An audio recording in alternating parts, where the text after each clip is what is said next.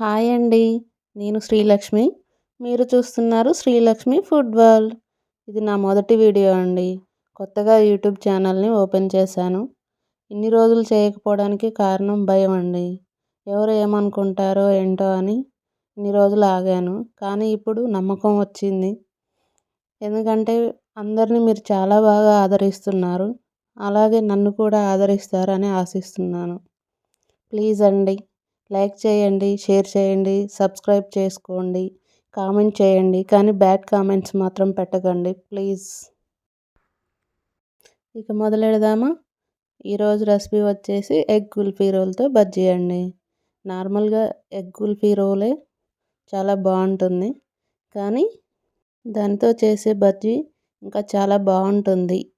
ఒకసారి ట్రై చేసి చూడండి. First egg kulfi roll machine మీ దగ్గర ఉంటే పర్వాలేదు, కానీ లేకుంటే బయట చాలా చోట్ల అమ్ముతున్నారు కదండి, అలా పార్సిల్ తెచ్చుకొని కూడా ట్రై చేయొచ్చు. అయితే ముందుగా మిషన్ని ప్రీ హీట్ చేసుకోవాలి. తర్వాత హాఫ్ చెంచా ఆయిల్ వేసుకోవాలి. తర్వాత ఎగ్గుని కొట్టి అందులో ఏం కలపకుండా అలానే వేయాలండి. మేము కూడా మొదటిసారేనండి చేస్తున్నాము. బయటికి రావడానికి నిమిషం పైనే పట్టిందండి. కానీ మాకే ఆత్రం అక్క పూర్తిగా వచ్చిందాకా ఆగకుండా లాగారండి మా వారు.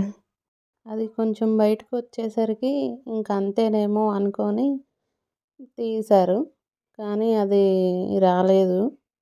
సగం ఇరిగిపోయింది చూడండి. కానీ మీరు అలా చేయకండి. పూర్తిగా వచ్చిందాకా వెయిట్ చేసి అప్పుడే తీయండి. ఒకటి మాత్రం బాగా వచ్చింది చూడండి. ఏదైనా మొదటిసారి ఆ మాత్రం కంగారు ఉంటుంది కదండి. అలాగే మళ్ళా కొంచెం ఆయిల్ వేసి తర్వాత ఈసారి గిన్నెలో కలిపి వేసామండి.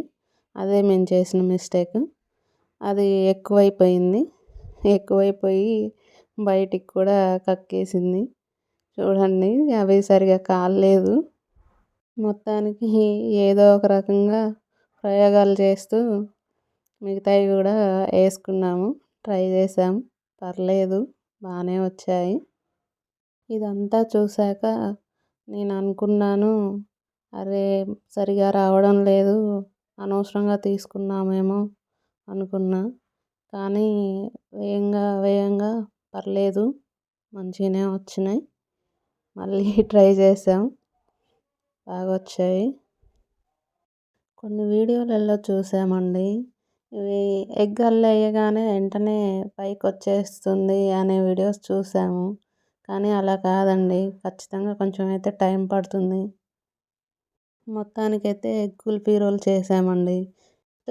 బజ్జీ కోసం ప్రిపేర్ చేసుకుందామండి. ముందుగా ఒక గిన్నె తీసుకోండి, మంచిగా పిండి కలపడానికి. శనగపిండి 1 కప్పు, కార్న్ఫ్లోర్ 1/2 కప్పు, కొంచెం కారం, చిటికెడు వంట సోడా, రుచికి తగ్గట్టు సాల్ట్ వేసుకొని కొన్ని వాటర్ యాడ్ చేసుకొని కలుపుకోవాలి. ఉండలు కట్టకుండా మంచిగా కొన్ని వాటర్ వేసుకుంటూ మంచిగా కలుపుకోవాలి. స్మూత్గా ఉండాలి పిండి. మనం ఏలు ముంచి లేపితే కొంచెం ఏలుకి అంటుకునే విధంగా ఉండాలండి. ఒకసారి చూడండి, అలా ఉండాలి పిండి.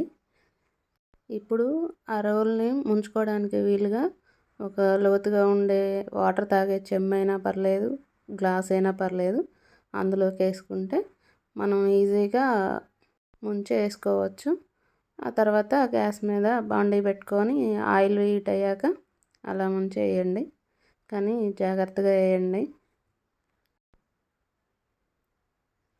నేనైతే 3 వేసానండి. కొంచెం కాలాక ఉల్టా తిప్పండి. ఆ ఎక్స్ట్రా వచ్చినాయి అన్నిటిని కొంచెం కట్ చేసుకొని తీసేసుకోండి. అప్పుడు నీట్గా కనిపిస్తుంది, రోల్ అనేది మంచిగా కనిపిస్తుంది. కొంచెం కలర్ మారాక చూసి ఒక ప్లేట్లోకి తీసేసుకోవడమే అండి. అలా తీసుకున్నాక మళ్ళీ ఇంకా ఉన్న వాటిని ఈసారి స్టిక్తో వేసానండి. అలా కూడా వేస్తే ఎలా ఉంటుందా అని, కానీ మళ్ళీ అనిపించింది స్టిక్ కూడా ఫ్రై అవుతుంది కదా అనేసి మళ్ళీ దాన్ని తీసేసి మళ్ళీ నార్మల్గానే వేసాను. చూడండి సూపర్గా వచ్చాయండి, కానీ టేస్ట్ మాత్రం చాలా బాగుందండి. ప్లీజ్ అండి